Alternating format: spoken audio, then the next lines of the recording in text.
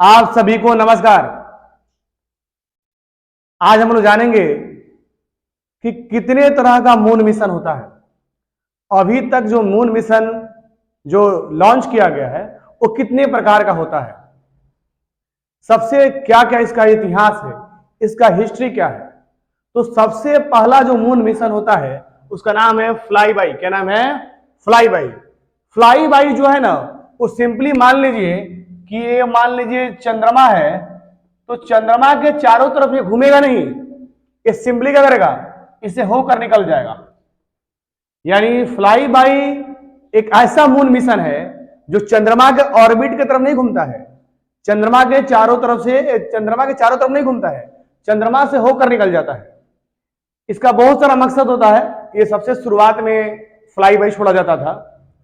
इसका सिंपली मकसद था चंद्रमा के जो ऑर्बिट घूमेगा नहीं, लेकिन आगे से आगे चला जाएगा।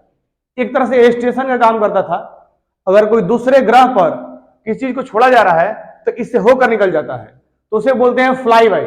यानी फ्लाई बाई का सिंपली मीनिंग हो गया कि ऐसा स्पेसक्राफ्ट जो पास होता है near the moon but did not orbit around it, लेकिन उसके चारों तरफ नहीं घूमता है, यानी कि फ्लाई बाई एक ऐसा मिशन है जो चंद्रमा के चारों तरफ नहीं घूमता है, चंद्रमा से होकर निकल जाता है सिंपली। ठीक है, तो उसे बोलते हैं फ्लाई बाई। अगर हम फ्लाई बाई का एग्जांपल देखें तो पायोनियर 3 और 4 जो यूएसए ने, यूनाइटेड स्टेट्स ऑफ अमेरिका ने लॉन्च किया था, एग्जांपल है। लूना 3 जो यूएसएसआर ने लॉन्च किया था, वो किसका एग्जांपल है? फ्लाई बाई का एग्जांपल है। अब दूसरा है ऑर्बिटर, जो सबसे ज्यादा यूज किया जाता है। ऑर्बिटर सबसे ज्यादा यूज किया जाता है, जैसा नाम से ही स्पष्ट है। ऑर्बिटर क्या करेगा? किसी भी चीज के अराउंड कंप्लीटली घूमने लगेगा। उस ऑर्बिटर का काम क्या है? ऑर्बिट करना, चंद्रमा के चारों तरफ ऑर्बिट करेगा, तब चंद्रमा के बारे में इंफॉर्मेशन पता करेगा। उसे बोलते हैं ऑर्बिटर। क्या बोलते हैं? ऑर्बिटर। यानी सिंपली लिख दिया है गेट्स इनटू लूनर ऑर्बिट।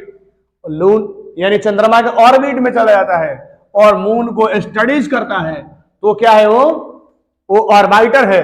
अगर इसका एग्जांपल देखें तो चंद्रयान जो 1 था वो ऑर्बिटर है। यानी चंद्रयान जो 1 था वो चंद्रमा के जो ऑर्बिट है उसकी चारों तरफ मूव कर रहा था, यानी मून को स्टडी कर रहा था, तो उसे बोलेंगे ऑर्बिटर। क्या बोलेंगे? ऑर्बिटर। यानी ऑर्बिटर का सिंपली काम है कि चंद्रमा के ऑर्बिट में मूव करना। अगर चंद्रमा के ऑर्बिट में मूव कर रहा है तो उसे बोलेंगे ऑर्बिटर। तीसरा आता है इंपैक्ट मिशन। ये क्या है? ये भी एक ऑर्बिटर ही है। इंपैक्ट मिशन एक ऑर्बिटर ही है। सिंपली क्या है? ये भी एक ऑर्बिटर है, लेकिन इसमें से कुछ चीजें निकालता है जो चंद्रमा के सतह पर गिरता है, और गिरने के बाद उससे जो साउंड एक्सप्लोजन होता है, उस एक्सप्लोजन को ये ऑर्बिटर स्टडी भी करते रहता है। यानी ऑर्बिटर से थोड़ा एडवांस रूप है, उसका थोड़ा एक्सटेंशन है, उससे थोड़ा बेटर वर्जन है, जिसमें से ऑर्बिटर में से कुछ निकलेगा वो चंद्रमा के सतह पर गिरेगा। जैसे एग्जांपल से आपको समझाऊंगा, ऐसे कुछ घूम रहा है तो यहां से कुछ गिर जाएगा इस पर, चंद्रमा के सतह पर, और इसका जो एक्सप्लोजन है उसको ऑर्बिटर स्टडी भी कर लेगा। तो उसको क्या बोलते हैं? इंपैक्ट। क्योंकि टकरा रहा है इसलिए इसको हम लोग बोलेंगे इंपैक्ट। क्या बोलेंगे? Impact mission. यानी इट इज एन एक्सटेंशन। क्या है? एक्सटेंशन है ऑर्बिटर का। क्या है? ये ऑर्बिटर का एक्सटेंशन है। किसी सामान का अनकंट्रोल लैंडिंग कराया जाता है। अब जैसे हम मन करें एकदम तेजी से गिरता है, बहुत सुपर फास्ट स्पीड से नीचे गिरता है, और जो एक्सप्लोजन होता है उसको स्टडी कर लिया जाता है। इसका एग्जांपल है MIP। जो MIP जो है इसी का एग्जांपल है। ठीक है, उसके बाद जो नेक्स्ट है उसे बोलते हैं लैंडर्स। क्या बोलते हैं? लैंडर्स, जो बहुत ही कठिन है। यानी कि ऐसा स्पेसक्राफ्ट जो चंद्रमा के सतह पर उतार दिया जाता है उसे बोलते हैं लैंडर। बहुत ही मुश्किल काम होता है, बहुत तेजी से स्पीड को घटाना पड़ता है। ऑर्बिटर के बहुत तेजी से स्पीड को घटाकर धीरे धीरे 10 किलोमीटर प्रति घंटा करने के बाद ये नीचे चंद्रमा के सतह पर उतरती है, जो बहुत ही डिफिकल्ट काम है, इजी काम नहीं है। 15 अटेम्प्ट फेल होने के बाद अमेरिका यूएसएसआर ने इसको कंप्लीट कर पाया था। यानी एक इजी काम नहीं है ये बहुत ही डिफिकल्ट काम है। तो लैंडर जो होता है तो उसको स्पेस क्राफ्ट का सॉफ्ट लैंडिंग कराना बहुत ही टफ काम है मून पर, ठीक है। इसका एग्जांपल है लूना 9 जो 1966 में लॉन्च किया गया था। और अंतिम है रोवर्स, जो भारत ने इस बार चंद्रयान 3 छोड़ा है, उसमें लैंडर प्लस रोवर भी है।